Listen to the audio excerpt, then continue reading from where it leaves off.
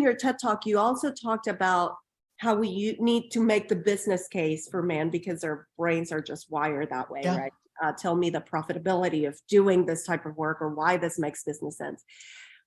I feel like because of the work that we do at Best and even at Stitch Screw, I use some of those numbers, some of those figures. I always try to do the business case, sometimes at the risk of even having other people tell me that I focus too much on the business case when it's a moral issue or it's a, So, but I still don't get traction.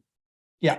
Is it me? Is it that I'm delivering the message? Is it that people are tired of it? What are we doing wrong? Here's what it boils down to. I'm going to focus my conversations on men, but I could expand this to many people. Everyone has a conceptual idea that diversity, inclusion, and equity is a good idea. There's no one's debating that anymore, right? You talk to any senior leader, it's a top 5 priority, but they never get to it. What they haven't done is operationalize the business case. What that means is, what does it mean to me in my organization, in my role and function? And am I being held accountable for it? Just like we would any other business strategy. I find those are the things that are missing. And so it's a head and a heart. And so right now we're going to talk about the head piece, and then we're going to talk about the heart piece to engage men. But the head piece says, and this is what I'm spending my days doing. I am scaring senior leaders, and I'm scaring them around the realities of the new workplace. I actually pulled out a chart from 1969. You probably all remember the change initiative chart, right? That started out with anger and resentment, and then there's despair, and it's kind of this downward chart. And I look at this because I'm talking to so many managers, and they're saying, I just wanted to go back to normal. Normal's left the station. There is no normal, and we are not going back. So it's a combination of, if you're a B2C company, do your employees understand how you connect to consumers and how important they are? And the fact that women buy 83% of everything sold in this country, buy or influence, from homes to cars to healthcare to banking. What does that look like? And then if you're in a B2B, what does your customer base look like? HBR did an amazing study that talked about the fact you can't show up with a bunch of 42 longs and be successful, because women are sitting in 40% of procurement roles. And so the buying desk is changing. So one of the things I have my customers do, my companies do, is do an assessment of your sales team and just look at the number of, what's the gender of the buyers that you're calling on. And oh, by the way, HBR says, and I agree 100%, the best sales team is made up of a man and a woman, because we see things differently. So that's kind of the revenue piece.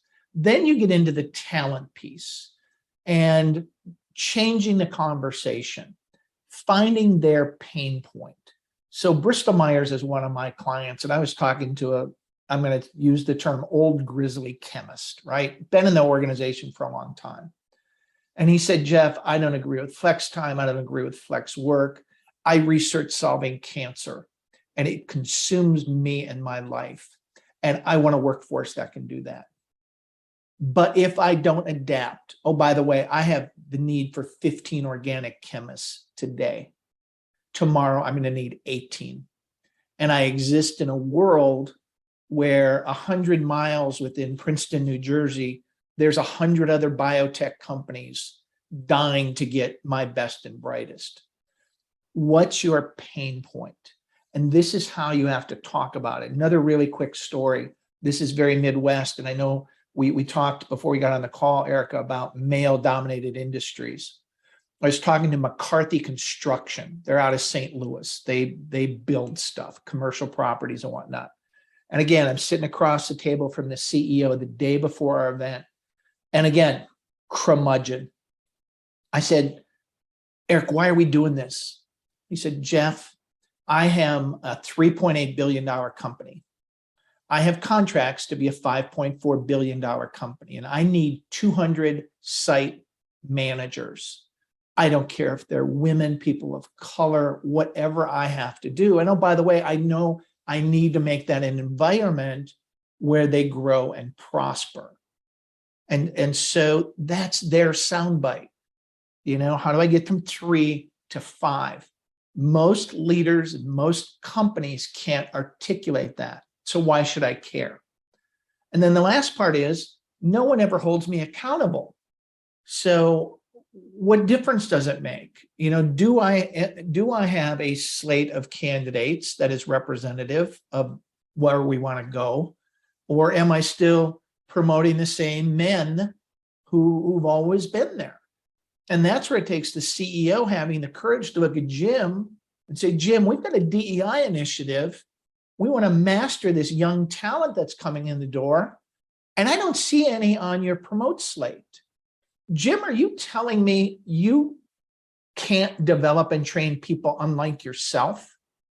Well, you know what? I actually heard that comment from a CEO in a talent review meeting. And when a CEO says that, people in the room change and they get it. And then the last thing I'm scaring people about is this war for talent. And the fact that today there's 11 million job openings. It doesn't matter the industry. I've done talks for women in supply chain, women in construction, women in mining. We need workers. We need every possible kind of worker you can imagine. And in 5 years, because boomers are going to be gone, we're going to need 23 million employees.